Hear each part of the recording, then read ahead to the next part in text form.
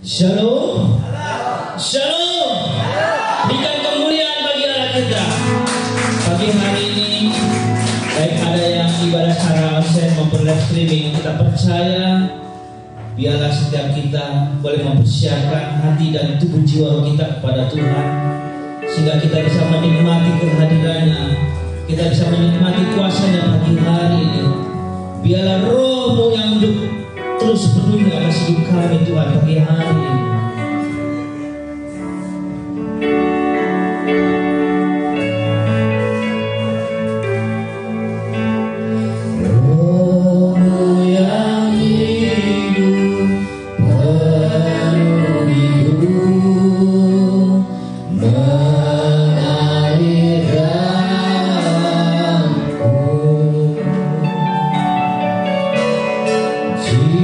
Jiwaku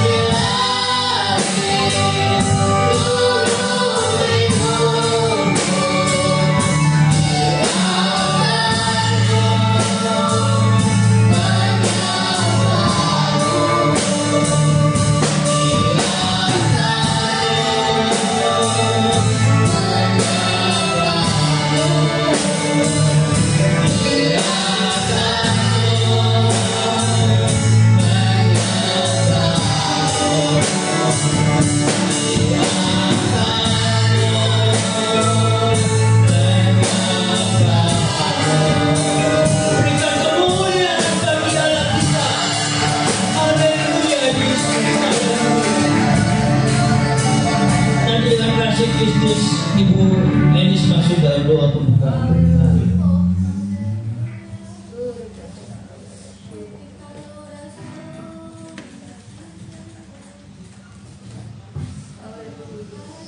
Haleluya, Yesus, segala puji dan hormatnya bagi Engkau.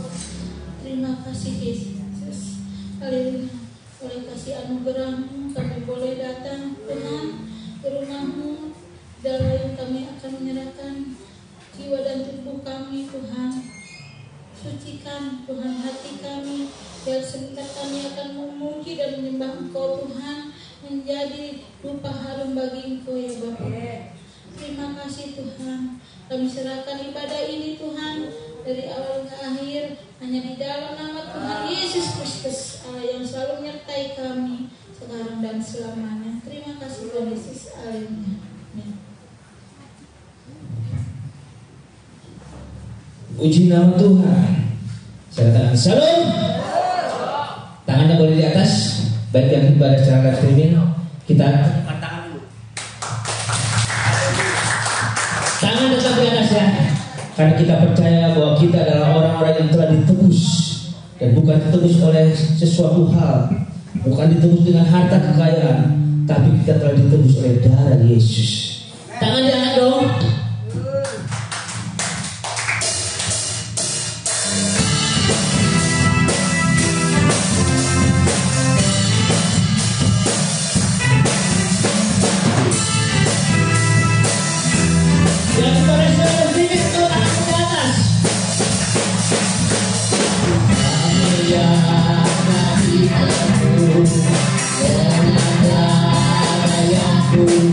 Yang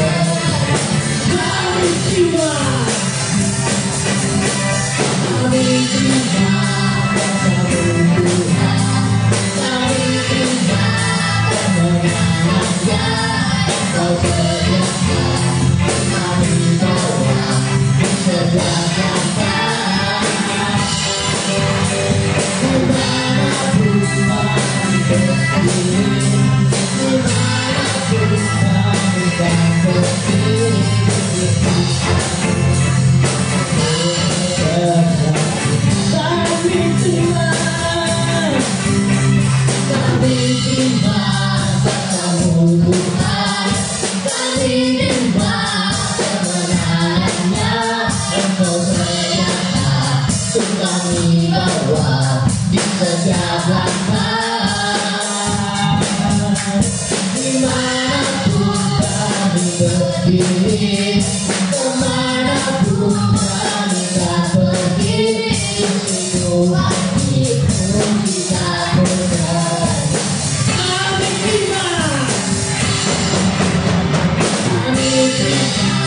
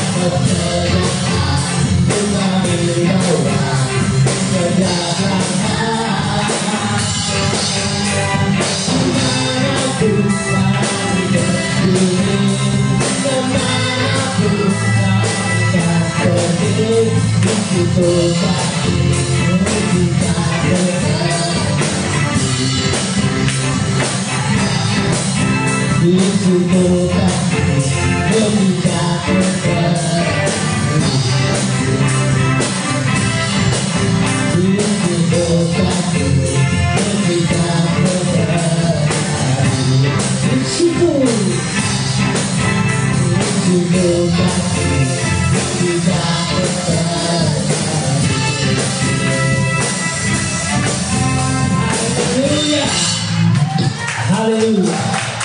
Kita adalah orang-orang yang ditebus dengan darah yang mahal. Terus pada pagi hari kita menyatakan bahwa Dia itu sangat baik. Amin. Dia terlalu baik dalam hidup kita. Sebab Tuhan baik.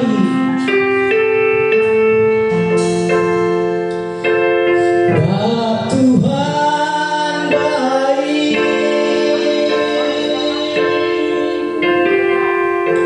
Sebab Tuhan baik. Sebab Tuhan baik,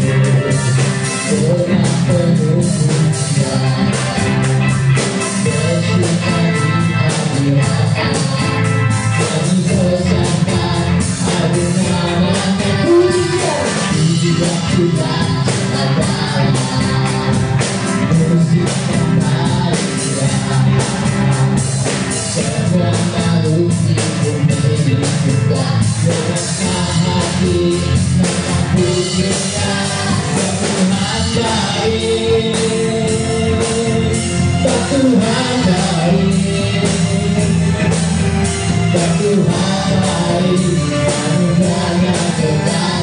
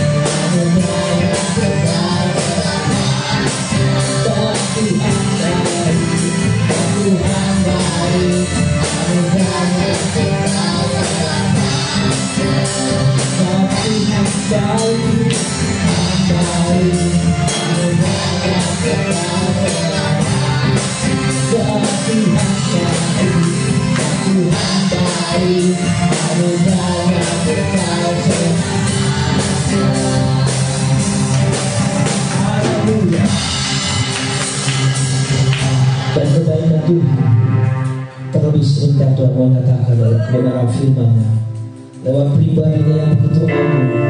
Dia menyatakan pada hari ini dalam setiap hidup kita. Terus sebagai kita mau buka hati kita sepenuhnya, kita mau siapkan hati kita dan biarkan firman itu mengoreksi dan proses dalam setiap pribadi kita pada hari ini maupun ibadah secara live streaming pagi hari ini.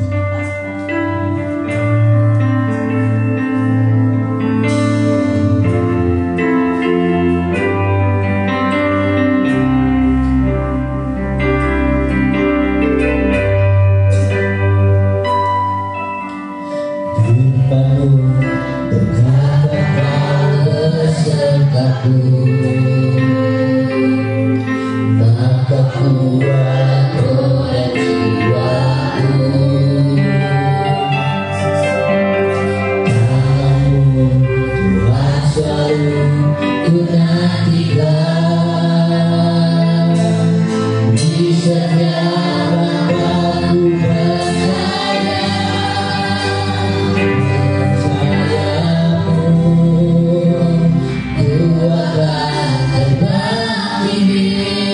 di tengah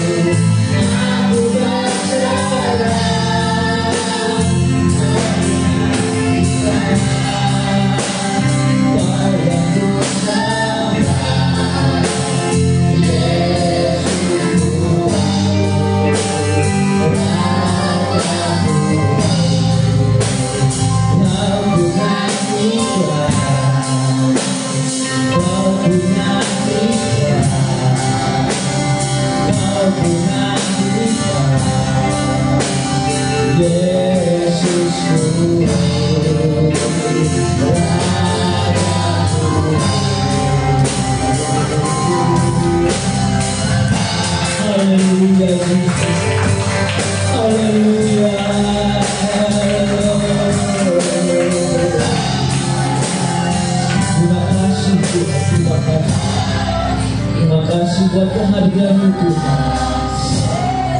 Nanti dengan kasih Kristus Ibu Gembala masuk dalam doa untuk firman Tuhan.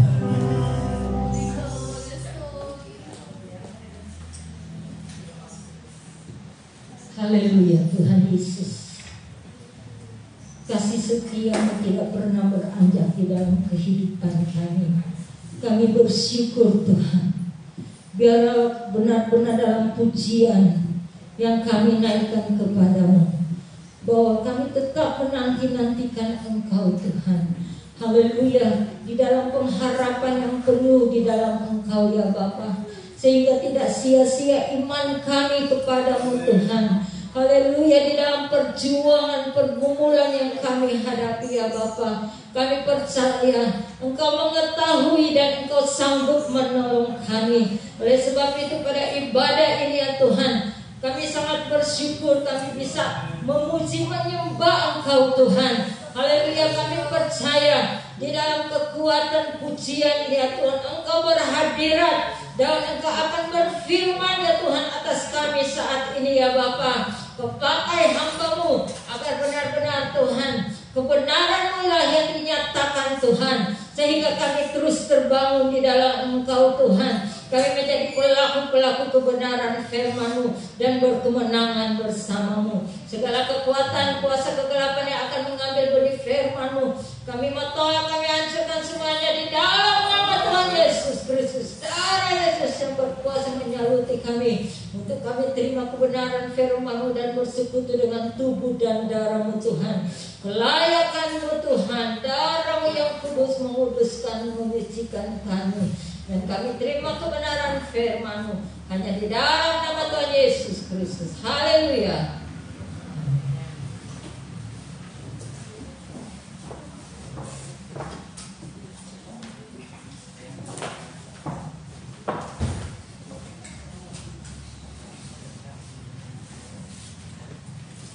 Ya. Ya. Lagi. Puji nama Tuhan. Shalom saudara yang dikasih Tuhan. Anugerah yang besar dari Tuhan buat semua kita.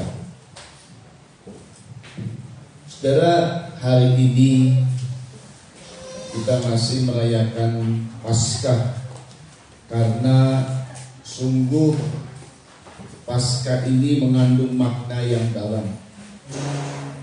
Saudara, perhatikan beberapa hal yang saya mau sampaikan. Semua pemimpin itu telah mengalami sebuah kelahiran sebagai manusia. Makanya umatnya, pengikutnya merayakan ulang tahunnya, termasuk Yesus di Natal, saudara ya. Beberapa pemimpin, khususnya pemimpin agama, melakukan keajaiban. Ada yang melakukan keajaiban, ada juga karena ajarannya itu memiliki karisma, sehingga ajaran-ajaran yang baik itu mendatangkan pengikut yang semakin bertambah. Pemimpin manapun akan berdampak pada pengikutnya, saudara ya. Tapi semua pemimpin akhirnya mengalami kematian, sehingga pengikutnya bisa berziarah. Dan kalau kita lihat juga semua pemimpin setelah mati ada hijrah, ada naik ke nirwana. Satu pemimpin menyebut, artinya mereka mencapai ke tingkat sempurna, cuman dalam dimensi roh semua. Hanya satu pemimpin, dan tidak dimiliki oleh pemimpin manapun, yang mengalami kebangkitan dari antara orang mati. Cuma satu-satunya. Jadi karena ini unik, lebih daripada pemimpin lain, lebih dari manusia lain, jutaan miliaran manusia yang pernah ada di bumi ini, cuma satu orang yang telah mati tetapi bangkit kembali. Dan bukan bangkit sebagai hantu seperti hantu, tidak. Betul-betul memiliki tubuh yang sama sebelum dia mati. Bahkan tubuhnya yang bisa diraba, tubuhnya itu lebih daripada sekedar sama pada tubuh jasmani. Tubuhnya sama, maksudnya fisiknya sama, bisa diraba, dia bisa makan, tetapi sudah sempurna, tubuhnya sudah memiliki tubuh kemuliaan. Nah, itu ada pada Yesus Kristus dan tidak ada lagi pada orang lain, saudara. Pada miliaran orang tidak pernah ada begitu. Makanya ini satu keunikan. Wajib kita mengetahui namanya kuasa kebangkitan. Kita baca, itu sebabnya seorang rasul setelah dia memahami tentang Taurat, bahkan dia udah ahli, dia sudah mungkin kalau sekarang gelarnya sudah profesor teologi, sudah doktor ya, dan lebih daripada itu profesor. Di usia yang muda dia tekun di dalam mengikuti ajaran agama yang memang sebenarnya menubuatkan kepada Yesus. Tetapi dengan ketekunan yang begitu hebat sekali, yang kemudian dia mengenal Tuhan, maka ini yang dia kehendaki dalam seluruh pelayanan, pengiringan, bahkan kehidupannya cuma satu-satunya yang dia inginkan, saudara. Kita baca Filipi pasal 3 ayat 1 sampai 16. Ya, saya baca ayat 1, saudara ayat 2 dan seterusnya secara bergiliran. Saya ulang, Filipi 3 ayat 1 sampai 16. Bersama dengan yang ikut live streaming, biar kita memahami tentang apa yang Tuhan kehendaki. Saya ulang, Filipi 3 ayat 1 sampai 16. Akhirnya saudara-saudaraku, bersukacitalah dalam Tuhan. Menuliskan hal ini lagi kepadamu tidaklah berat bagiku dan memberi kepastian kepadamu. Ayat 2, saudara.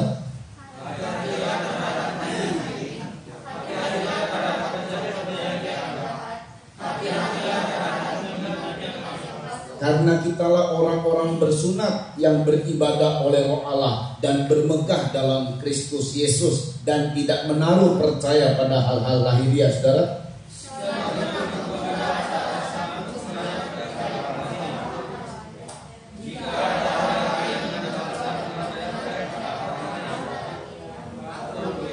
Disurat pada hari ke-8 dari bangsa Israel, dari suku Benyamin, orang Ibrani asli, tentang pendirian terhadap hukum Taurat. Aku orang Farisi.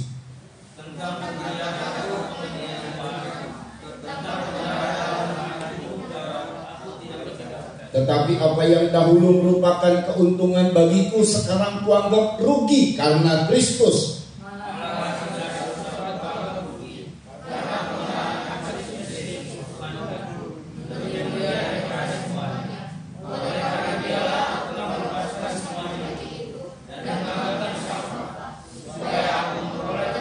Dan berada dalam dia bukan dengan kebenaranku sendiri karena mentaati hukum Taurat, melainkan dengan kebenaran karena kepercayaan kepada Kristus, yaitu kebenaran yang Allah anugerahkan berdasarkan kepercayaan.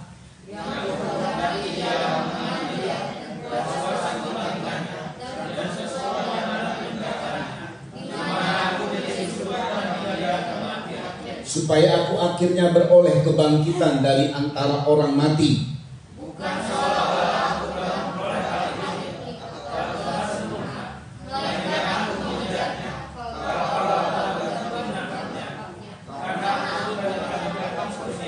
Saudara-saudara, aku sendiri tidak menganggap bahwa aku telah menangkapnya, tetapi ini yang kulakukan. Aku melupakan apa yang telah di belakangku dan mengarahkan diri kepada apa yang di hadapanku.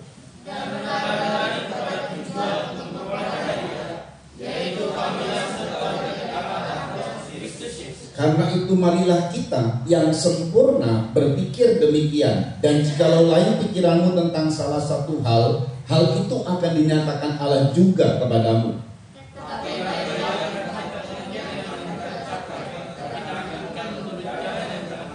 Iya, saudara. Jadi saudara, ini pengalaman Paulus ditulis dalam Filipi ini. Dia adalah seorang Ibrani asli, Israel asli. Dia sudah menunjukkan bahwa di dalam kehidupannya dan merupakan kebanggaan pada masa-masa yang lalu sebelum dia bertobat. Bagaimana dia menyaksikan, dia bersaksi bahwa dia melakukan hukum Taurat tanpa cacat. Wow, ini luar biasa. Jadi bukan sekedar cuma ecek-ecek, saudara. Ini orang Israel, ini adalah orang teologi. Kalau sekarang ini adalah orang yang pelayan Tuhan, pelayan hukum Taurat itu tanpa cacat. Dan saat itu hukum Taurat sedang menghukum Yesus, di mana Yesus dianggap penyesat dan dia harus dibunuh. Itu oleh orang Yahudi. Jadi bukan oleh orang Romawi yang membunuh Yesus, orang Yahudi yang membunuh Yesus. Karena dianggap Yesus bersalah. Sebetulnya tidak ada kesalahan. Pilatus sendiri berkata, saya tidak mendapati kesalahan apapun yang hukumannya hukuman mati. Ini hanya kesalahan yang kamu anggap pelanggaran dari Taurat. Tapi begitu manusia sudah dengki dan menghasut khususnya ahli Taurat dan orang Farisi karena pengikutnya sedikit. Pengikutnya ini semuanya ngikut Yesus, saudara. Hampir semua orang-orang Yahudi banyak yang percaya kepada Tuhan. Karena dengki inilah, maka Yesus akhirnya dibunuh oleh orang Yahudi sendiri yang membunuh, yang mereka anggap melakukan Taurat. Nah, jadi melakukan Taurat itu akhirnya membunuh. Karena ini melakukan Taurat, sebenarnya yang Paulus bilang, melakukan Taurat itu akhirnya menimbulkan kebenaran diri sendiri, tidak takluk kepada kebenaran firman Tuhan. Nah ini kalau kita, konsep hidup kita hanya kebenaran diri sendiri, apa yang kita anggap benar, itu bahaya. Bahaya. Dia akan berbuat kejam, dia berbuat jahat, karena menurut dia benar. Ini benar. Tetapi di dalam kebenaran firman nggak begitu. Kebenaran firman selalu mengandalkan, selalu menganjurkan untuk kita penuh dengan kasih. Nah itu kebenaran firman, saudara ya. Sudah kita lihat lagi, setelah dia sudah mengenal Tuhan, aduh pengenalannya juga nggak kayak Petrus yang tiap-tiap hari bertemu dengan Tuhan selama 3,5 tahun, nggak kayak Yakobus, nggak kayak Yohanes. Ini pengenalan dengan Tuhannya cuma melihat Tuhan seperti cahaya saja. Kalau Petrus betul-betul Tuhan tunjukkan tubuh kebangkitan, Yakobus dan beberapa murid lain ditunjukkan. Karena Yesus telah bangkit, saudara tahu ada berapa hari dia menunjukkan tubuh kebangkitan? 40 hari. Dan ini harus genap. Ini angka-angka Alkitab yang harus genap, saudara. Karena Yesus ini, kalau misalnya kita mau tahu siapa sih, sesuai dengan nanti waktunya Tuhan, perjalanan hidupnya, ya cuma pribadi Yesus. Jadi kalau pribadi kita ini sesuai dengan firman Tuhan, mengikuti firman Tuhan, kalaupun kita mengalami proses kematian itu artinya proses yang terpuruk, entah ekonomi, entah segala macam, cuma 3 hari prosesnya, lalu bangkit. Berubah dari apa yang namanya kematian, apa yang namanya keterpurukan, apa yang namanya segala sesuatu yang rasanya sudah waduh kacau dan kemudian mati, begitulah ya. Usaha misalnya bangkrut dan lain sebagainya. 3 hari kemudian itu langsung berubah menjadi kebangkitan dan tidak dipengaruhi lagi oleh yang namanya keterpurukan, kebangkrutan. Tiba-tiba naik. Semua tidak dipengaruhi lagi oleh yang namanya kematian itu, saudara. Ini hebatnya. Cuma 3 hari prosesnya. Itu kalau kita sempurna mengikuti firman Tuhan seperti Yesus. Memang kita nggak sempurna. Makanya kadang-kadang proses yang harusnya sebentar jadi terpending lama. 1 hari kadang-kadang dihitung 1 tahun sama Tuhan. 40 hari itu proses. Sampai Tuhan berhasil lulus mencapai klimaks. Nanti kita akan lihat juga bagaimanakah kenaikan itu. Apa tujuannya sih? Tidak sekedar diperingati saja, tapi kita harus mengenal, bahkan kita mengalami. Nah ini kita mengenal dan mengalami kuasa kebangkitan. Jadi setelah Paulus memahami, pertemuannya dengan Tuhan pun nggak begitu panjang. Tadi saya sebut nggak seperti Petrus, nggak seperti Yohanes, nggak seperti Yakobus, nggak seperti murid-murid lain, saudara ya. Dia cuma melihat Yesus sekilas saja dalam penglihatannya yang secara kasat mata tentunya hanya melihat cahaya dan sinar. Kalau Petrus betul-betul melihat Yesus wajahnya seperti apa. Karena memang Paulus ini lahirnya juga setelah peristiwa Yesus. Jadi kalaupun dia dengar tentang Yesus itu, dia masih kecil. Intinya dia lahirnya waktu dia masih muda itu setelah Stefanus dibunuh. Nah itu udah berapa tahun kemudian setelah Injil, setelah Yesus naik ke sorga, Injil diberitakan. Jadi sudah gak ada penampilan Yesus secara fisik. Paulus ini gak pernah melihat Yesus secara fisik, yang artinya seperti Yohanes, Petrus dan lain sebagainya. Saudara perhatikan baik-baik. Tapi begitu dia memahami tentang Injil, tentang Yesus, dia kejar satu hal. Ini gak seperti pemimpin lain.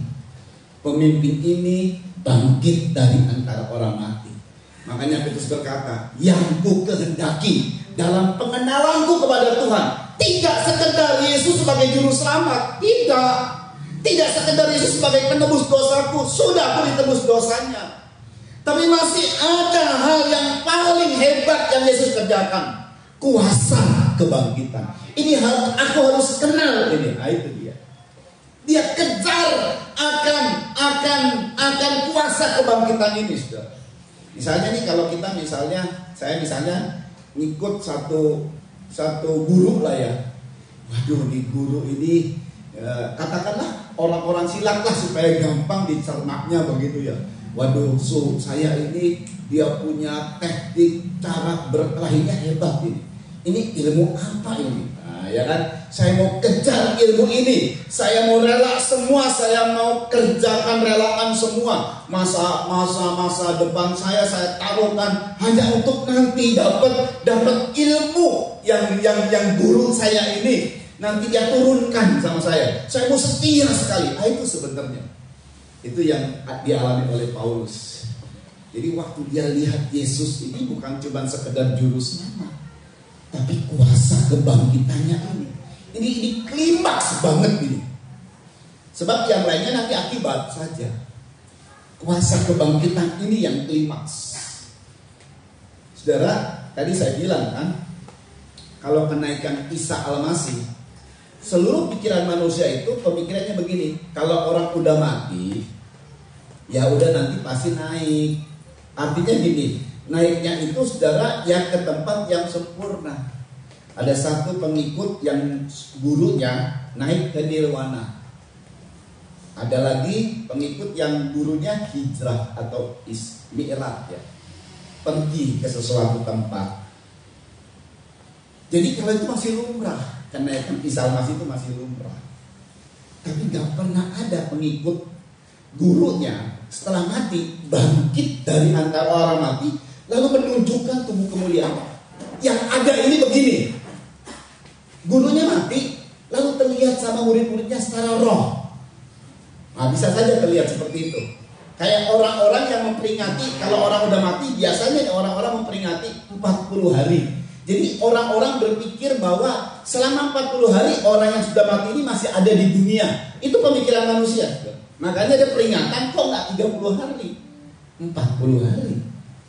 Ya, termasuk dalam katakanlah legenda tradisi dari beberapa kepercayaan, saudara. Kalau orang yang sudah mati selama 40 hari itu masih ada di dunia. Nah, itu pemikiran mereka, saudara. Nanti kalau udah 40 hari baru dia kemana begitu. Pendeknya ke alam yang baka, ke alam yang lebih, ke alam yang bukan di dunia. Sudah pisah, benar-benar pisah. Jadi kalau kenaikan Isa Al-Masih masih orang biasa. Tapi justru di kuasa kebangkitan ini Paulus lihat ini. Ini kunci yang begitu hebat di sini. Sampai dia tinggalkan segala sesuatu demi pengenalannya kepada Yesus, bukan cuma sekedar juru selamat, tetapi dia apa yang kukendaki adalah mengenal dia dalam kuasa kebangkitan. Coba kita ulang kembali ayat 10. Yuk dibaca. Perhatikan ya.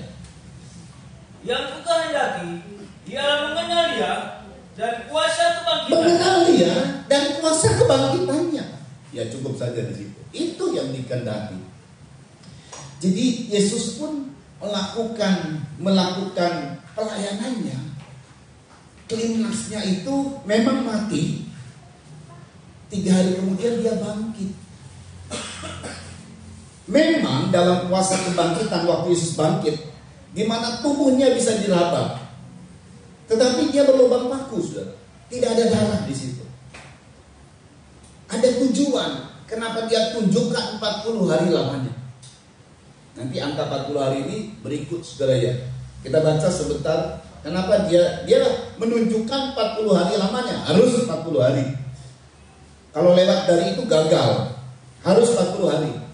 Ini nanti ada angka 40 hari, tapi kita baca dulu sebentar di situ Kisah Para Rasul 1 ayat 1 sampai 3. Ini dia tunjukkan 40 hari. Jadi kita akan hitung kalau misalnya kita ada di daerah pada saat Yesus hidup, dia bangkit pada minggu tanggal berapa kita perayaan kebangkitan Yesus? Ada yang ingat? Pasca itu hari Minggu Yesus bangkit tanggal berapa? Ini di 2022, karena beda-beda di 2021 beda tanggalnya. Kalau Natal tetap kelahiran Yesus, kita rayakan ulang tahun Yesus tanggal 25 Desember. Sama tuh, mau kapan saja 25 Desember banyaknya. Tapi kalau kebangkitan nggak sama. Untuk 2022 tanggalnya tanggal berapa? 17 April yang kemarin kita rayakan. Untuk jemaat kita ada di kebaktian Padang tanggal 17 April. Jadi ini udah berapa hari nih setelah Yesus bangkit? Masih 14 hari. Ya, masih 14 hari, baru 2 minggu. Sedangkan Yesus menampakkan diri selama 40 hari. Nah, selama 40 hari, nanti tanggal 20 kenaikan Isa Masih kapan? 26 Mei, nah itu genap 40 hari. Ya, kita baca Kisah Para Rasul 1 ayat 1 sampai 3. Yuk. Hai Theophilus, Ya. dalam bukuku yang pertama aku menulis tentang segala sesuatu yang dikerjakan dan diajarkan Yesus. Perhatikan. Sampai pada hari ia terangkat. Sampai pada hari ia terangkat, terus Sebelum itu ia telah memberi perintahnya oleh Roh Kudus kepada rasul-rasul yang dipilihnya. perhatikan. Kepada mereka ia menunjukkan dirinya setelah penderitaannya selesai. Terus Dan dengan banyak tanda dengan ia membuktikan banyak tanda ia membuktikan terus bahwa ia hidup. Jadi kita tidak perlu ziarah ke kubur Yesus karena Yesus bangkit. Malah kita berkata dia tidak ada di kubur, dia sudah bangkit seperti yang dia firmankan, seperti yang dia katakan. Kuburnya kosong. Nah ini loh saudara. Terus sebab selama 40 hari ia berulang-ulang menampakkan diri dan berbicara kepada mereka tentang kerajaan Allah. iya saudara ya. Jadi Yesus sebelum mati ada 3,5 tahun pelayanan. Setelah kemudian mati, bangkit 40 hari, dia juga menampakkan diri. Cuma memang tidak begitu banyak ditulis. Mujizat-mujizat apa yang ada saat dia kebangkitannya. Tapi mujizatnya lebih dahsyat daripada saat dia sebelum mati di kayu salib. Ada mujizat, tapi mujizat kebangkitan itu lebih dahsyat. Nah, saudara ya. Tapi kita akan melihat dulu. Jadi ini nggak taunya ini yang diincer oleh Paulus. Target ini. Kuasa kebangkitan. Jadi Yesus pun di dalam pelayanannya dia klimaks kepada kuasa kebangkitan. Ini kayaknya wifi-nya mati.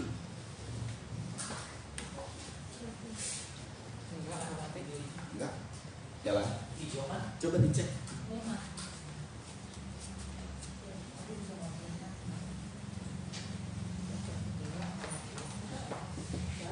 Jalan. Oke. Coba kalau dicek. CNN cek ini. Oke, saudara, perhatikan baik-baik. Di dalam kuasa kebangkitan yang dikejar oleh Paulus. Saudara, saya kasih tahu dulu. Memang gak mudah dimengerti. Jujur, gak mudah dimengerti. Tapi kalau saudara mengerti, ini seperti kunci harta karun gitu. Kalau saudara mengerti, wow, hidup kita ini enteng gitu ya.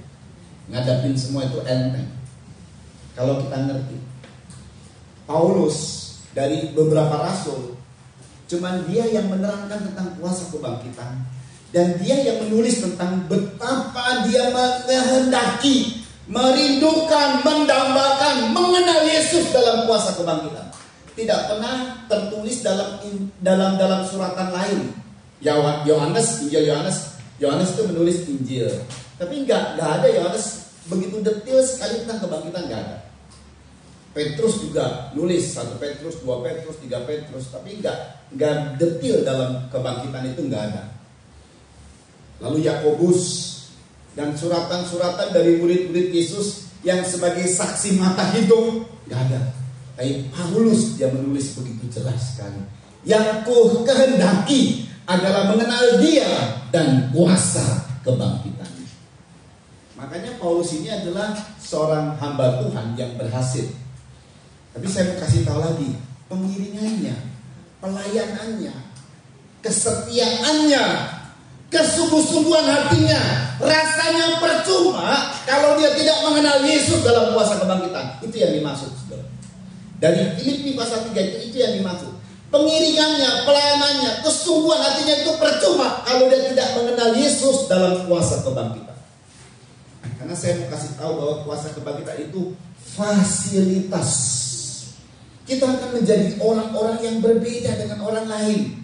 Karena kita mendapat fasilitas khusus. Tidak dimiliki oleh umat yang lain. Makanya jadilah umat yang khusus, yang spesial. Apa spesialnya? Mengenal Yesus dan kuasa kebangkitan. Nah ini luar biasa, luar biasa, saudara. Tapi perhatikan dulu. Saya mau kasih tahu memang tidak mudah. Perhatikan ya. Jadi waktu Paulus ungkapkan dalam Filipi yang kita baca tadi, dia sudah berkata tentang yang kukendaki adalah mengenal Yesus dalam kuasa kebangkitan.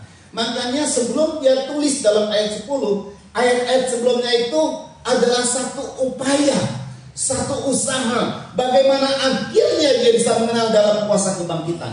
Nah itulah sebabnya untuk mengenal kuasa kebangkitan Tuhan seperti apa yang Paulus alami. Nah ini beberapa hal. Pertama dia kasih tahu, tidak boleh menjadi pekerja yang jahat dan tidak boleh ada kepalsuan. Hati-hatilah terhadap pekerja yang jahat dan penyunat-penyunat palsu. Jadi saya mau kasih tahu, orang-orang yang jahat itu adalah orang-orang yang penuh dengan kepalsuan. Kalau hidupmu penuh dengan kepalsuan, itu nanti dampaknya jadi jahat. Nah, penyunat-penyunat palsu. Penyunat itu gambaran secara rohaninya, kita tidak lagi disunat secara hurufiah, secara lahiriah. Tapi kita harus disunat hatinya. Apa itu? Bertobat. Jadi penyunat-penyunat atau sunat itu adalah pada saat kita bertobat. Kalau kau bertobat, kau sedang menyunat hatimu. Dan itulah tanda kita akhirnya dengan bertobat, memandang Kristus mati di kayu salib, menebus dosaku, meninggalkan dosa dan bertobat, lalu meminta untuk dibaptis air. Itulah sunat rohani.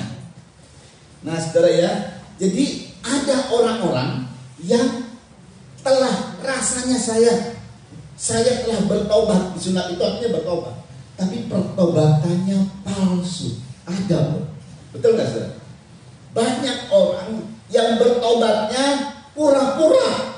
Ada nggak saudara? Banyak. Makanya untuk mengenal kuasa kebangkitan jangan ada kepalsuan. Memang diakui. Saudara, kita pernah memahami atau pernah membaca kisah Yesus bangkit. Ini pertama kali bangkit saja, di mana prajurit-prajurit yang menyaksikan bagaimana hebatnya malaikat, bagaimana batu terguling, bagaimana adanya gempa bumi, mereka jadi gentar, bahkan seperti orang mati ketakutan. Tetapi begitu ada duit, mereka mulai menceritakan hal-hal yang palsu. Matius 28. Judulnya saja dibaca. Kita akan lihat ya. Ayat 11 sampai 15. Ini gak taunya Yesus bangkit. Ini hambatannya ada kepalsuan. Judulnya itu Dusta Mahkamah Agama. Ada dusta dari Mahkamah Agama. Prajurit-prajurit ini diupah, katakan kepada orang-orang bahwa Yesus itu dicuri. Dan berita itu sampai sekarang terdengar. Makanya kan ada satu pemahaman bahwa Yesus dianggap dicuri. Betul kan? Nah, ada pemahaman seperti itu. Ada satu ajaran seperti itu. Jadi itu nggak main-main, sudah diungkapkan juga sama Tuhan, belak-belakan sama Tuhan. Ada begitu ya? Ini mana yang benar? Oh, sudah dikasih tahu. Kebenaran firman sudah membongkar semua. Memang dari dulu sudah ada kepalsuan. Orang yang hidupnya palsu, orang yang penuh dengan ngarang cerita, orang yang suka berbohong, nggak akan mengalami kuasa kebangkitan. Tuh poin pertama. Poin kedua adalah tidak membanggakan hal lahiriah atau hal-hal yang kelihatan atau hal-hal yang keduniawian. Memang Alkitab mengajak kita, engkau akan kujadikan kepala dan bukan ekor. Aku akan memberkati engkau berlimpah-limpah. Dan kita akhirnya, saya orang Kristen terjebak dengan kebanggaan lahiriah. Para pendeta kalau kumpul pamer, entah jasnya yang bagus, entah mobilnya yang bagus, entah segala macam aksesorisnya yang bagus. Lihatlah sepatunya, apalagi dari ibu-ibu gembala gitu ya. Sepatunya saja itu jangan salah, itu sepatunya buaya. Kumpul ini para pendeta, para pelayan Tuhan yang Tuhan bilang asal ada makanan dan minuman cukuplah. Apalagi jemaat. Kalau sudah hari-hari raya besar dari Kristen, apalagi kalau jemaat di kantong-kantong Kristen, pamer. Gereja juga pamer. Gedung gereja dipromosikan ini dan itu. Sayang terjebak dengan akhirnya kebanggaan secara lahiriah. Dan maaf, gereja-gereja yang pola pemikirannya, konsep hidupnya hanya ke hal yang lahiriah, maaf, gak akan kenal kuasa kebangkitan. Kebanggaan pendeta, titel,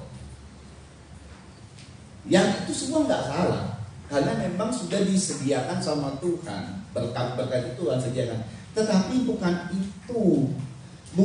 itu patokannya, bukan itu hitungannya. Kalau orang Kristen yang sungguh-sungguh pasti diperkaya, gitu ya. Bukan itu patokannya sebenarnya. Tapi sudah ada teori kemakmuran, segala macam teori indah itulah, lagu-lagu dahulu. Saya mau iri Yesus meskipun saya susah. Itu nggak cocok untuk teori-teori yang kemakmuran. Memang saya ulang, Tuhan fasilitasi. Itu nggak perlu dituntut. Itu adalah berkatnya kita masing-masing. Itu hak kita masing-masing. Tapi bukan itu yang jadi prioritas. Paulus bilang, mereka ini yang secara lahiriah percaya kepada hal-hal yang lahiriah. Ayat 3 coba cepat dibaca yuk. Filipi pasal 3 tadi, ayat 3. Perhatikan. Karena kitalah orang-orang bersunat, Ya. yang beribadah oleh Roh Allah, Ya. dan bermegah dalam Kristus Yesus, Ya. dan tidak menaruh percaya pada hal-hal lainnya. Tidak menaruh percaya pada hal-hal lainnya. Ayat 4 perhatikan, bahkan Paulus untuk hal-hal kebanggaan seperti itu, kata Paulus apa? Sekalipun aku juga ada alasan, Aku ada alasan. untuk menaruh percaya pada hal-hal lainnya. Terus, Jika ada orang lain menyangka dapat menaruh percaya Ya. pada hal-hal lainnya, ya, aku lebih lagi. aku lebih lagi. Terus, Disunat pada hari ke-8. ayat 7. Tetapi apa yang dahulu merupakan Tetapi keuntungan apa yang dahulu kebanggaan bagiku. Ini secara lahiriahnya loh. Apa dia bilang? sekarang aku anggap rugi karena Kristus. Sekarang ku anggap rugi karena Kristus. Terus, Malahan segala sesuatu ku anggap rugi terus. karena pengenalan akan Kristus Yesus Tuhanku Ya. lebih mulia daripada Pengenalan semuanya. Kristus Aku mengenal dia dalam kuasa kebangkitan, itu lebih mulia. Terus, oleh karena dialah aku telah melepaskan semuanya itu. perhatikan. Dan menganggapnya sampah. Menganggap sampah. Wah, itu hebat. Ya cukup saja. Jadi bukan sekedar ditanggalkan, tapi dianggap sampah. Kalau sampah diapain, saudara? Buang. Gak usah disimpan-simpan, gak usah dibangga-banggakan. Apalagi dibanggakan, dibuang. Gak ada sampah yang dibanggakan, dibuang.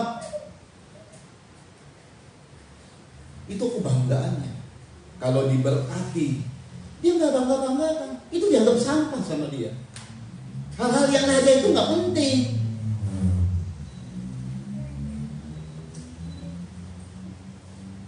Tapi kalau sekarang, berlomba-lomba kebanggaan lahiriah itu dimunculkan, ditampilkan, dipamerkan, dipromosikan.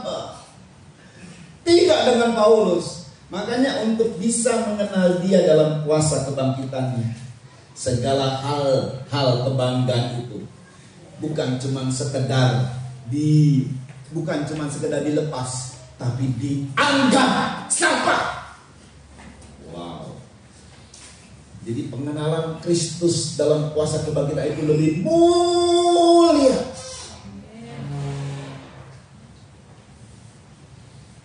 Ya sudah ya, memang diakui banyak kali keadaan-keadaan yang dialami oleh hamba-hamba Tuhan, oleh anak-anak Tuhan. Kok saya begini saja?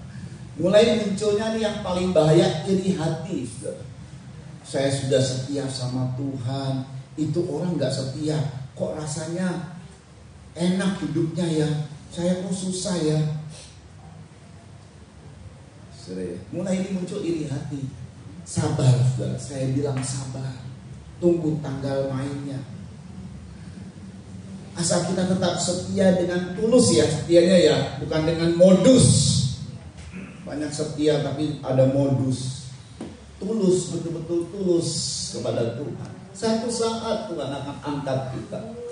Tapi itu dia, kalaupun kita diangkat, kalaupun kita dimuliakan, kalaupun pekerjaan kita berhasil, kalaupun dagang kita menguntungkan, kalaupun kita sudah punya titel atau apa saja bentuk yang lahiriah yang bisa dibanggakan, untuk mengenal kuasa kebangkitan, anggap sampah. Gak perlu dibangga-banggakan. Ini loh yang penting, kuasa kebangkitan itu jauh lebih mulia. Nah ini dapat nanti, dapat. Kayak Paulus, ya memang sih diakui. Bahkan Paulus ini dengan segala hal yang dia dapatkan di masa-masa lalu, saudara. Ya tadi saya bilang kalau sekarang dia hidup sekarang, itu Paulus mungkin sudah jadi profesor teologi. Tapi semua dianggap sampah. Dan dia saudara, yang penting mengenal Kristus dalam kuasa kebangkitan, yang memang diakui tidak mudah. Tidak mudah, saudara.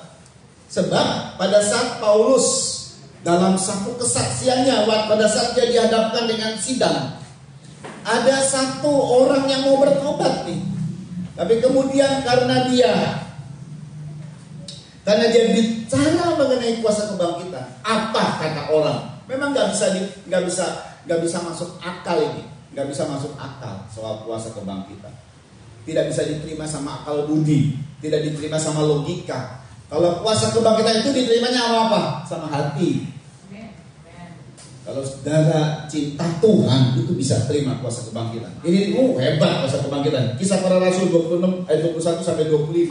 Pada saat Paulus mengumumkakan, pada saat Paulus dia dalam satu sidang, dia berkata dalam sidang, dia harus bertanggungjawabkan. Dia cerita mengenai pertobatannya, dia cerita mengenai siapa dirinya, dulunya seperti apa, bagaimana dia hebatnya melakukan Taurat.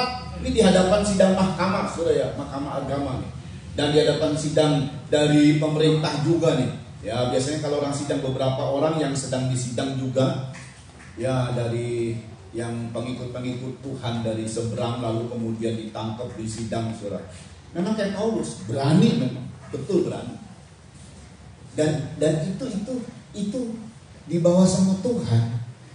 Saya lihat saudara ya, saat Tuhan di sidang, saudara ingat ya kisah tentang Yesus di sidang di hadapan Pilatus. Banyak ngomong nggak? Tidak sama sekali. Dia paling ngomong cuma 1-2 patah kata. Tapi orang Kristen yang ditangkap oleh karena mungkin tadinya dari pengikut seberang, lalu ditangkap karena dia adalah pemimpin, ditangkap, disuruh banyak ngomong sama Tuhan.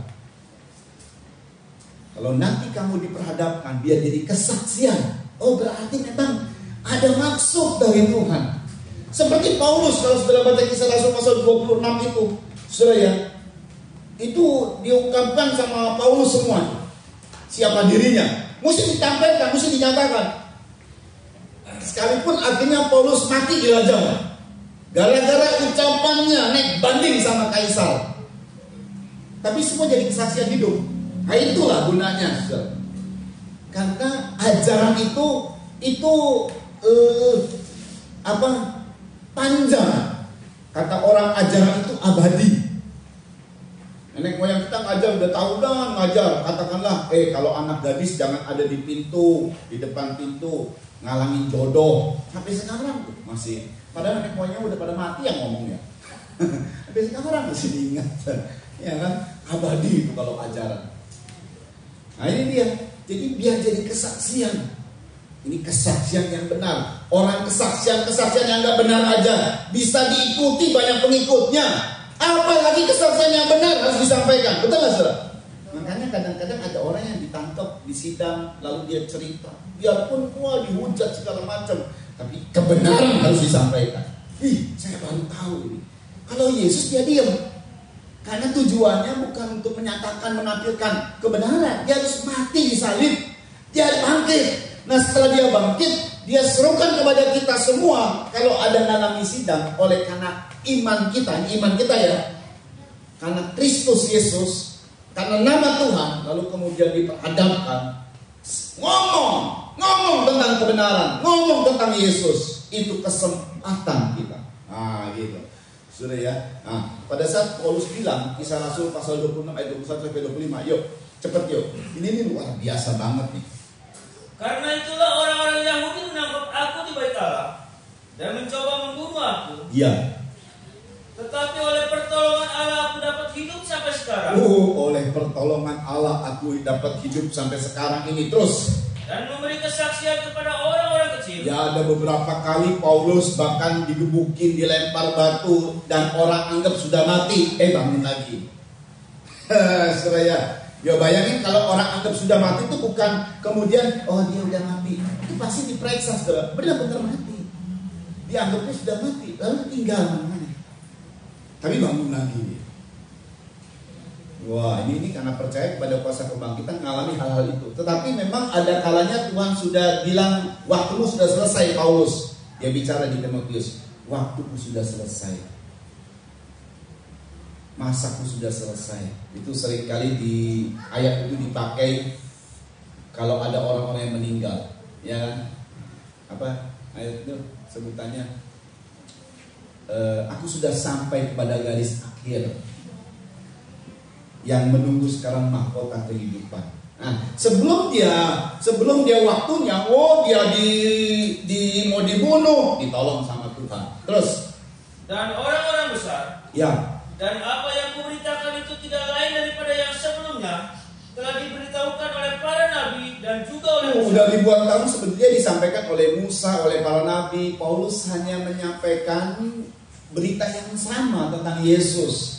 Dan berita itu saudara, dia cuma menjelaskan bagaimana inilah harinya, inilah penggenapannya dari nabi-nabi yang sudah dibuatkan oleh nabi-nabi tentang Yesus Kristus. Ya, mari. Yaitu bahwa Mesias harus menderita sengsara. Mesias harus menderita sengsara. Terus. Dan bahwa ia adalah yang pertama yang akan bangkit dari antara orang mati. Bahwa ia adalah yang pertama yang akan bangkit dari antara orang mati. Terus.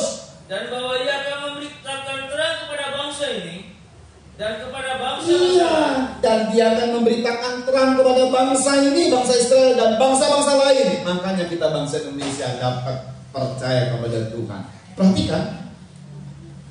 Sementara Paulus mengungkapkan semuanya itu untuk mempertanggungjawabkan pekerjaannya, berkatalah Festus dengan suara keras. Ya ini karena Paulus bicara mengenai Mesias adalah yang pertama yang akan bangkit dari antara orang mati.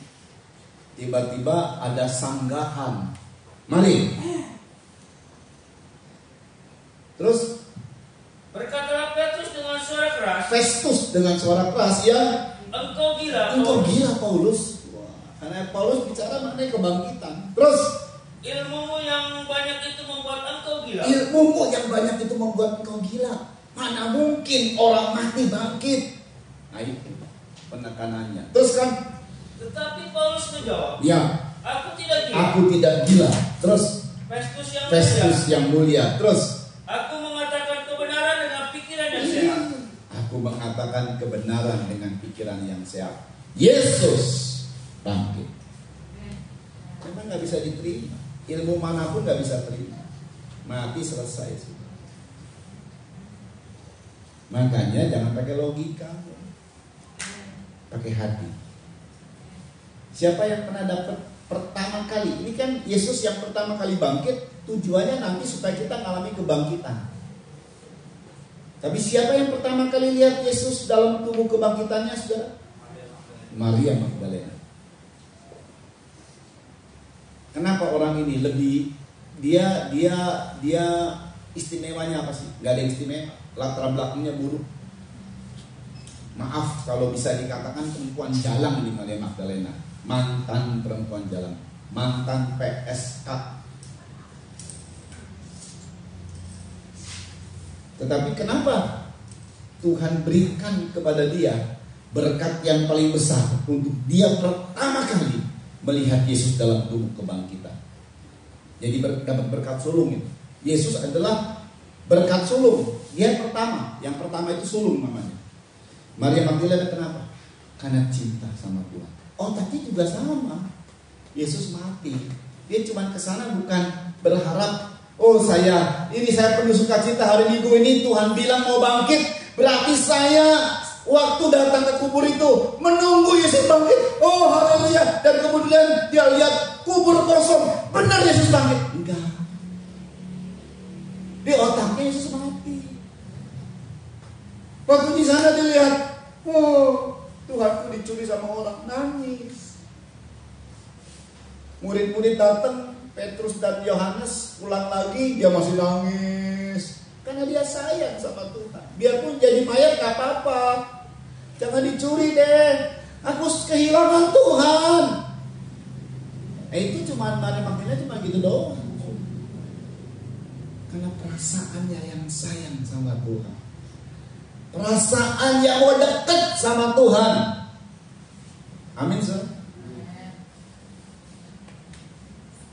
Wanita itu jangan hilang perasaan mau dekat sama Tuhan.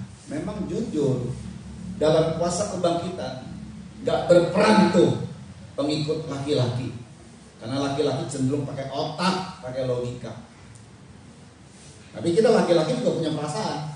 Kita laki-laki juga dalam konteksnya gereja adalah perempuan. Nah, pakailah perasaan perempuan, yaitu yang tidak mau kehilangan Tuhan. Itu loh.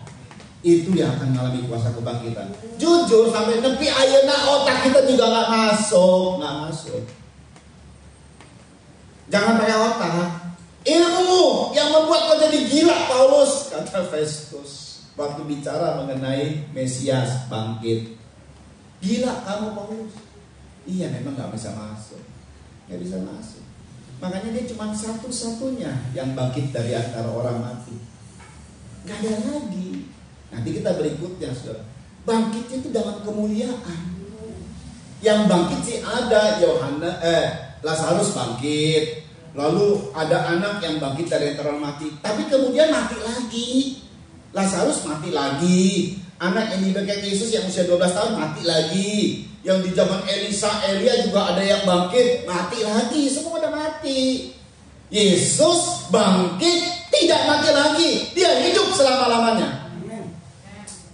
Jadi beberapa orang kalau didatangi Yesus secara khusus dengan tubuh yang nyata. Jadi kalau misalnya kita ada 5 orang nih, ada sekian lah ya. Tiba-tiba Yesus datang dengan tubuh kebangkitannya loh, nyata, bukan dalam penglihatan. Itu khusus buat jemaat khusus, buat seseorang khusus. Mereka kalau misalnya kayak Paulus itu didatangi oleh Yesus khusus dia, Yesus datang. Orang-orang lihat, cuman orang-orang lihat cahaya. Paulus lihat wajah sih, cuman Paulus gak bisa pegang. Itu dia terbalik kudanya, dia takut, terus matanya buta. Orang-orang lihat cahaya, ya saya lihat cahaya ada bentuk, cuman saya nggak tahu siapa. Tapi kalau Paulus lihat, siapa kamu, kata Paulus? Aku Yesus yang kau aniaya. Oh, dia lihat wajah segala macam. Cuman Paulus tidak bisa pegang. Beda sama Thomas. Thomas pegang. Mana? Ini loh, pegang aku. Oh iya ya. Kalau hantu tidak berdaging dan bertulang, tapi aku berdaging dan tulang, tapi dalam kemuliaan. Tuh lihat, bolong, tetapi tidak ada darah. Nah kalau manusia di sini bolong, ada darah. Makanya itu tubuh kemuliaan. Poin selanjutnya, kenapa Tuhan buat seperti itu sampai 40 hari? Karena Tuhan kembali. Tuhan itu pada saat manusia Adam dan Hawa sebelum jatuh dalam dosa, dia berjumpa dengan Tuhan. Itu bukan cuma sekedar roh, tapi betul-betul hadir tuh. Sama-sama seperti manusia. Karena manusia, Tuhan itu adalah pencipta yang menciptakan manusia. Manusia diciptakan segambar dan serupa dengan Allah. Jadi dia boleh dikatakan manusia sempurna. Kalau dia manusia, dia adalah Tuhan yang sempurna, Tuhan dan manusia yang sempurna.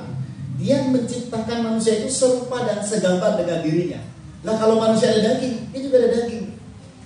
Itu zamannya, waktu Tuhan, waktu manusia belum jatuh dalam dosa. Artinya saudara, manusia itu sambil bicara, sambil apa yang diperlukan di situ, kayak kita gini loh.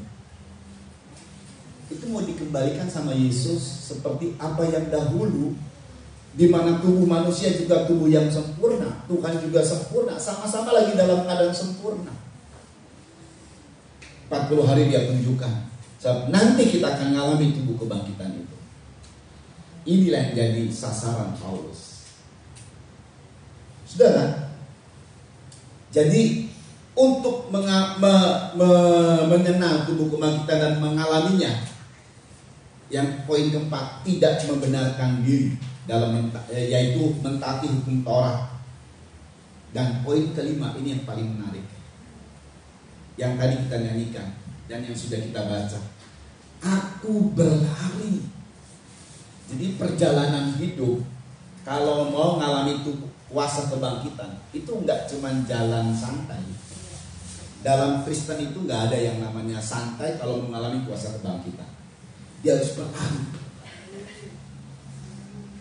Paulus tidak berkata begini, aku meninggalkan semua sampah lalu kemudian aku jalani hidupku dan mencapai tujuan. Tidak. Aku melupakan apa yang di belakangku dan berlari, memburu. Itu ada gairah besar, memburu dia, mengejar yang namanya harta surgawi. Apa itu? Mengenal Yesus dalam kebangkitannya. Apa itu? Ngalami kuasa kebangkitan, ngalami fasilitas kebangkitan. Itu yang Paulus alami. Dan poin yang paling baik, saudara, karena ini bicara mengenai kita yang sempurna. Tapi dia berkata, bukan seolah-olah aku sempurna. Sekalipun aku bicara, ini loh kesempurnaannya di sini nih letaknya nih. Tapi bukan seolah aku sempurna. Itu dia ya, menariknya Paulus. Tidak sombong. Ada gereja yang berkata, wah kami ini orang-orang yang hebat. Gereja-gereja lain, itu masih tahap-tahap apa begitu. Keliru tuh begitu. Paulus tidak mengatakan begitu. Biarpun kalau bicara mengenai ditanding nih 12 murid dengan Paulus, kalah semua sebenarnya. Petrus, Yohanes sebenarnya kalah dengan apa yang didapat oleh Paulus. Paulus bisa menginjil dan Injil sampai ke seluruh dunia. Seandainya tidak ada Paulus, mungkin Injil belum masuk ke Indonesia. Ini Paulus ini begitu hebat, luar biasa. Dalam pelayanannya melebihi daripada rasul-rasul, luar biasa. Tapi tetap dia berkata, bukan berarti aku seolah-olah sempurna. Kita sama-sama yuk berlari mencapai tujuan itu. Aku tidak lebih dari kamu, kita sama-sama. Tapi kalau bicara mengenai ditanding, waduh Paulus luar biasa, saudara. Itu makanya ya, Saya lihat ini saudara. Ini Paulus ini mewakili kita yang kita ini kan Paulus kan bertemu dengan Tuhan cuman cahaya aja. Ya dia bisa mungkin lihat, yang lain lihat cahaya. Kita mungkin bertemu dengan Tuhan juga nggak pernah melihat Yesus ya. Artinya nggak pernah hidup di zaman Yesus pada saat Yesus hidup seperti Petrus, Yohanes, Yakobus. Betul ya? Jadi Paulus ini mewakili kita. Orang yang bertemu pribadi dengan Yesus tidak menjamah Yesus secara fisik tadi. Ya nggak spesial lah, umum, kita secara umum. Tapi aku berjumpa dengan Yesus. Entah dalam doaku, entah aku melihat penglihatan, entah aku mimpi. Ini orang-orang yang dari kaum-kaum Kedar sudah banyaknya begitu. Aku lihat dalam mimpi, bolak-balik aku mimpi tentang ada orang yang berjubah, ada orang jenggot. Nah, itu selalu gambarannya begitu. Pada saat dia lihat gambar Yesus, ya memang berguna juga tuh gambar Yesus. Ini ya orang ini ya, siapa dia ini? Oh, gak taunya Yesus. Oh kan banyak orang yang berjenggot dan berjubah, saudara. Tapi kan gambar Yesus kan hampir semuanya sama tuh, gambar Yesus. Hampir semuanya mirip. Oh ini orang ini nih aku lihat nih. Ada kesaksian, aku lihat orang ini dari kecil aku lihat orang ini. Itu Yesus nggak tahunya. Nah, dia percaya kepada Yesus. Dia tinggalkan kehidupan lamanya. Dia bertobat. Ada banyak itu yang kesaksian kayak begitu, saudara. Nah, saudara, Paulus bilang, aku tidak sempurna. Bukan berarti aku sempurna, tapi aku berlari-lari mencapai tujuanku. Jadi jangan sombong rohani. Tadi dalam keadaan lahiriah jangan sombong kalau diberkati, kalau udah diperkaya, kalau udah dapat ini dan dapat itu, dapat fasilitas dari Tuhan lewat pekerjaan, lewat usaha, lewat apa gitu. Jangan sombong, itu yang lahiriah. Yang rohani juga begitu. Orang-orang yang sok rohani, yang lain masih tahap apa? Kita sudah tahap sempurna ya. Sombong. Makanya saya selalu mengajak kepada jemaat, bukan kita lebih baik daripada gereja lain, tidak. Kita cuma dapat apa? Anugerah. Godaan ministry juga saya bilang begitu, bukan berarti godaan ministry biar ada bukti-bukti penyelesaian banyaknya sama godaan ministry dari pelayanan, pelepasan, pemulihan, penyucian. Setelah kita selesai, sebab orang yang dilepaskan di sana kelompok ini nggak selesai. Begitu kita datang selesai. Jadi bukan berarti kita lebih baik dari orang lain. Kita sama. Amin, saudara. Itulah yang membuat akhirnya Paulus mengenal kuasa kebangkitan. Poin terakhir, apa sih kuasa kebangkitan itu? Sampai demikian rupa Paulus berkata, apa kemudian kalau kuasa kebangkitan murid-muridnya tidak mati kalau dia mengalami kuasa kebangkitan? Enggak juga, semua murid mati. Betul ya, Petrus mati, Yohanes mati, Yakobus mati, Paulus mati dirajam. Tapi sebelum waktunya mau diapakan Paulus tidak mati-mati. Nah ini kuasa kebangkitan ini terjadi memang. Udah dilempari. Nah kalau Tuhan bilang tidak mati dia, karena Tuhan bangkit. Nah itu salah satu poin. Tapi setelah waktunya ya sudah meninggal, selesai sudah. Jadi biarpun ada penyakit dalam diri orang yang mengalami kuasa kebangkitan, ini penyakit ini keras. Penyakit ini membuat kematian lah kalau bagi orang-orang lain.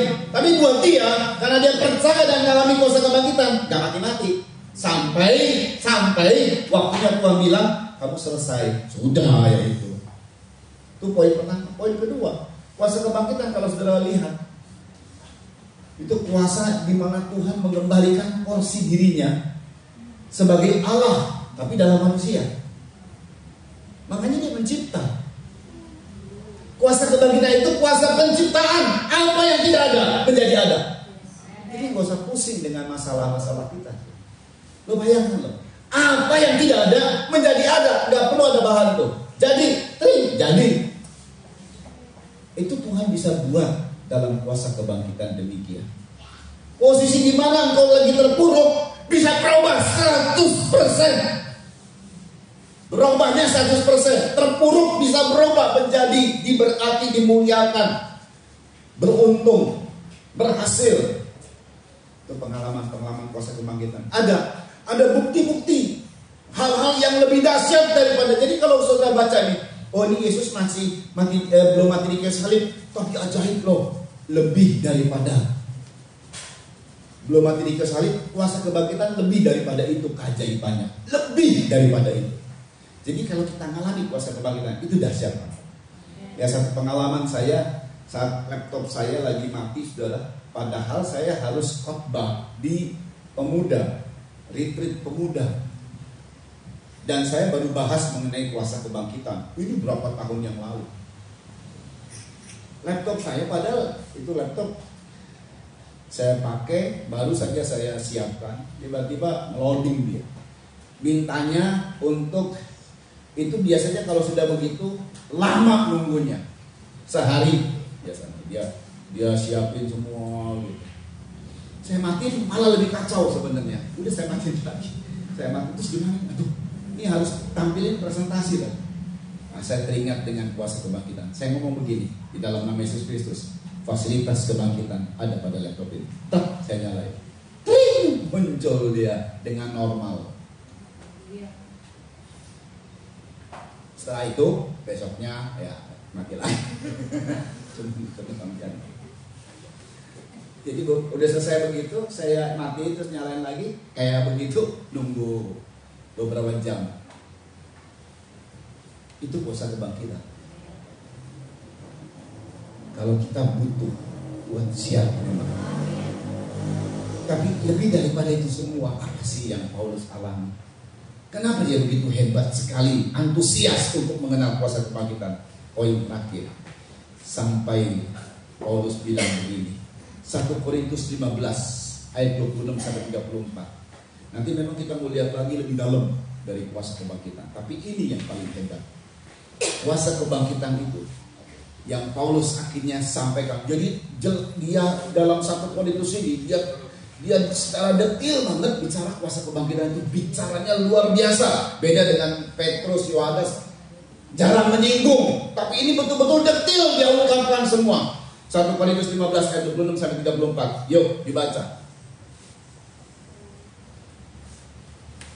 Musuh yang terakhir yang dibinasakan ialah maut. Musuh yang terakhir yang dibinasakan oleh Tuhan ialah maut. Makanya dia harus mati. Dan itu selesai. Kan sudah selesai kan manusia. Kemudian dia bangkit. Makanya itu musuh kalah, yang namanya maut. Upah dosa adalah maut. Itu kalah total, mutlak kalah. Iblis berkuasa atas maut, kalah mutlak di situ dia. Nah, dalam kuasa kebangkitan. Terus, sebab segala sesuatu telah ditaklukkannya di bawah kakinya. ya. Tetapi kalau dikatakan bahwa segala sesuatu telah ditaklukkan, Ya. maka teranglah bahwa ia sendiri yang telah menaklukkan segala sesuatu di bawah kaki. Ayat 29 lompat saja. Jika tidak demikian, apa faedahnya perbuatan orang-orang yang dibaptis bagi orang mati? Nah ini dia, kalau udah kuasa kebangkitan bekerja. Terus, Kalau orang mati sama sekali tidak dibangkitkan. ya dia bilang kalau orang mati tidak dibangkitkan, apa faedahnya? Justru Yesus bangkit dan kemudian orang-orang yang mati dalam Kristus juga akan mengalami kebangkitan. Terus, mengapa mereka mau dibaptis bagi orang-orang yang telah dan meninggal?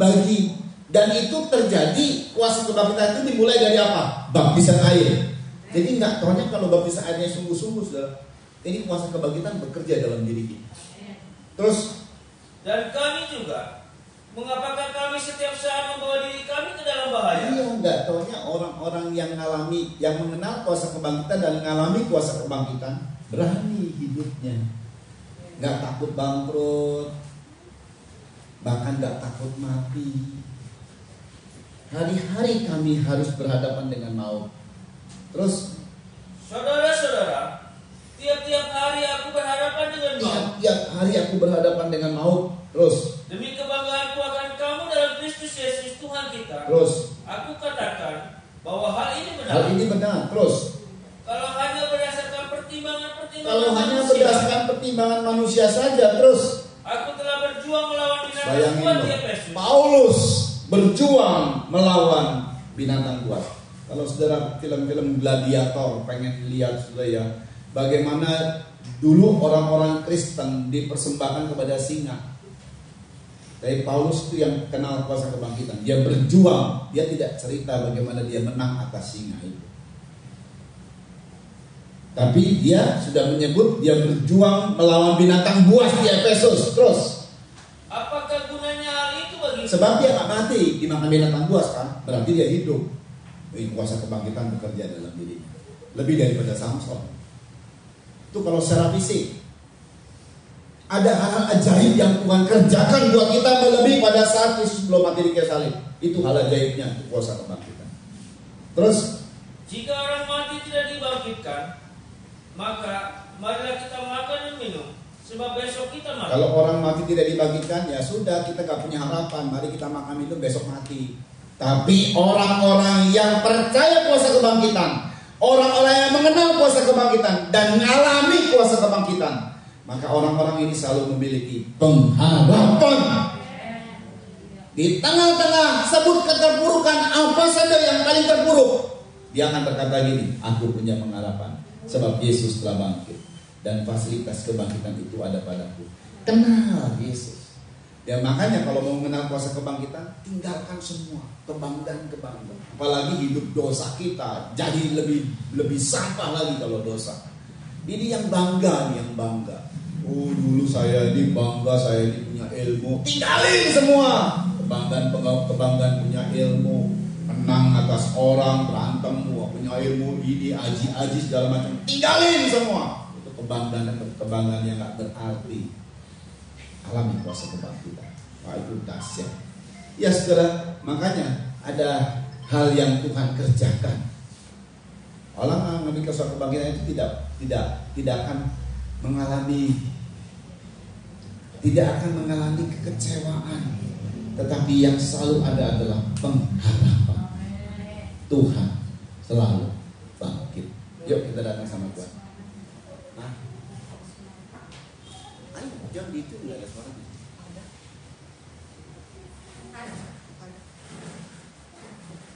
Kita datang pada Tuhan. Haleluya.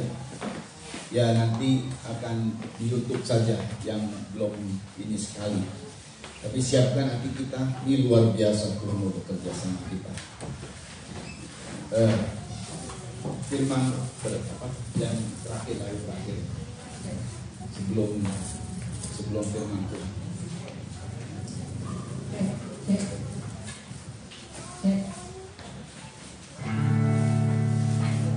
Kita siapkan perjamuan suci. Mereka yang ikut live streaming juga. Bapa yang baik, kami datang kepadamu. Engkau mati dan engkau bangkit. Maka pada saat kami juga bersekutu dengan kematian, maka kami akan bersekutu dengan kebangkitan Tuhan. Kuasa kebangkitan Tuhan itu bukan kami lihat saja, tapi ini ngalami karena nyatu dengan diri kami. Kematian kebangkitan ini dalam diri kami, karena tubuh yang kami minum, tubuh yang kami makan dan darah yang kami minum akan membangkitkan baik itu semangat kami, baik tubuh kami jasmania, baik itu segala sesuatu keterpurukan kami akan dibangkitkan lewat kuasa perjamuan suci ini. Karena kuasa perjamuan suci adalah kematian dan kebangkitan. Kami terima di dalam nama Kristus dengan percaya pada Tuhan. Mari bagikan tubuh dalam. Haleluya.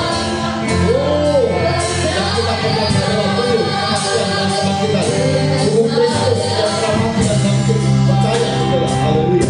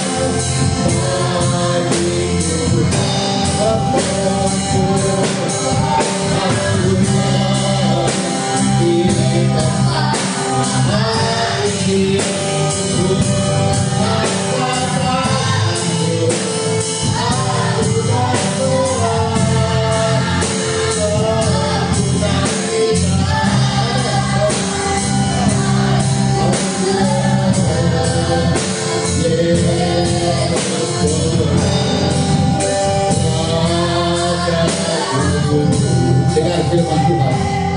Sebab apa yang telah dituliskan kepadamu telah kuterima dari Tuhan, yaitu bahwa Tuhan Yesus pada malam waktu yang diserahkan mengambil roti, dan sesudah itu ia mengucap syukur atasnya. Yesus memecah-mecahkannya dan berkata, inilah tubuhku yang diserahkan bagi kamu. Perbuatlah ini menjadi peringatan akan aku. Bukankah roti yang kita pecah-pecahkan adalah persekutuan dengan tubuh Kristus? Amin. Makalah dengan percaya tubuh Kristus dalam nama Tuhan Yesus Kristus.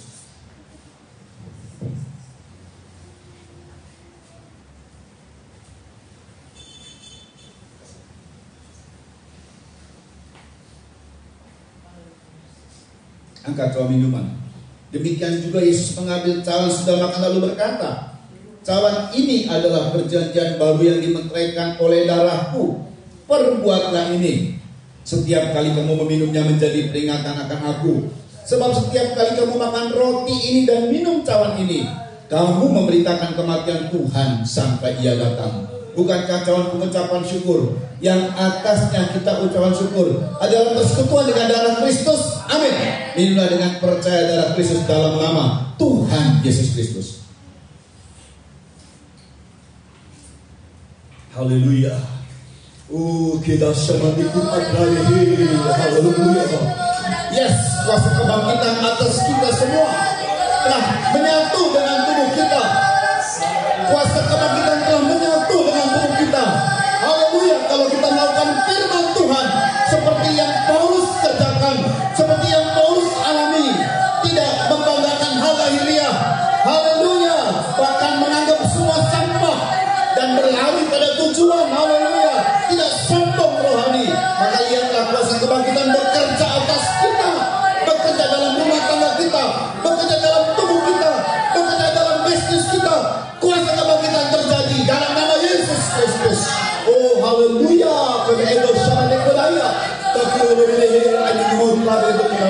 haleluya. Makasih Bapak yang baik, bersyukur buat apa yang Kau kerjakan kepada setiap kami Tuhan. Berkati semua yang hadir secara onsite maupun yang online Tuhan, dan juga yang nanti diunggah di YouTube, mereka yang melihat, mereka yang ikut ibadah. Haleluya, berkati mereka semua Tuhan Yesus.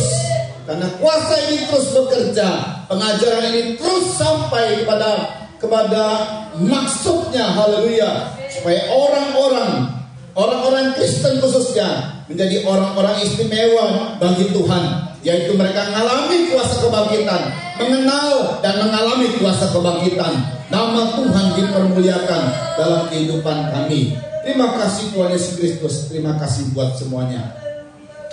Berkati Tuhan keluarga di sini yang telah menyiapkan tempat ibadah, berkati program dengan pastori, berkati pemerintah kecamatan kami Pegaden dan Kabupaten Subang serta Provinsi Jawa Barat dan Indonesia, di mana kami juga tinggal. Diberkati Tuhan yang ikut live streaming tinggal di rumah-rumah, diberkati seluruh lingkungan kami. Haleluya, Indonesia khususnya diberkati. Pak Presiden kami dan Pak Maruf, Pak Wakilnya Tuhan, Pak Jokowi dan Pak Maruf, amin, diberkati dengan tugas-tugas sebagai abdi negara, dibantu dengan para menteri, kepala-kepala daerah, dan bekerja sama dengan wakil-wakil rakyat dari legislatif, eksekutif, yudikatif, dan semua Tuhan. Haleluya, diberkati semua supaya mereka bersatu hati memajukan Indonesia, membuat Indonesia menjadi maju. Haleluya. Dan Tuhan Yesus juga tolong dengan KPK TNI Polri Densus 88 supaya diberi hikmat, kekuatan, kesehatan pada mereka untuk bisa membongkar kasus-kasus besar, koruptor, terorisme, gembong-gembong narkoba, sindikat mafia, dan semua Tuhan yang berbuat jahat dihukum sesuai dengan hukum yang berlaku. Tapi kalau luput dari hukum dunia oleh karena sogok dan suap, kami mohon hukum sorga bertindak. Nama Tuhan dipermuliakan di bumi Indonesia. Terpujilah nama Yesus Kristus. Berkati jemaat Tuhan yang lain, Tuhan Yesus yang tidak bisa hadir, haleluya, di mana mereka berada, yang ikut live streaming diberkati dengan berlimpah-limpah. Nama Tuhan dipermuliakan. Dan kalau sebentar kami kembali ke rumah kami masing-masing, sampaikan dengan selamat, dengan tidak kekurangan sesuatu apapun, dan kembalikan pada hari-hari ibadah yang sudah Kau tetapkan. Kami angkat dua tangan kami menerima berkat dari Tuhan. Saudara-saudara yang dikasih oleh Tuhan, terimalah anugerah cinta kasih sayang dari Bapa yang sungguh sangat mengasihimu. Kasih karunia lewat kuasa pendamaian korban Kristus, serta pimpinan kekuatan kuasa Roh Kudus menjadi milikmu saudara-saudara, dari sekarang ini sampai Tuhan Yesus datang kali yang kedua, bahkan sampai selama-lamanya. Dalam nama Tuhan Yesus Kristus, mempelai pria sorga dan imam besar yang kami puja-puji selalu, kami alaskan doa ini. Haleluya. Haleluya.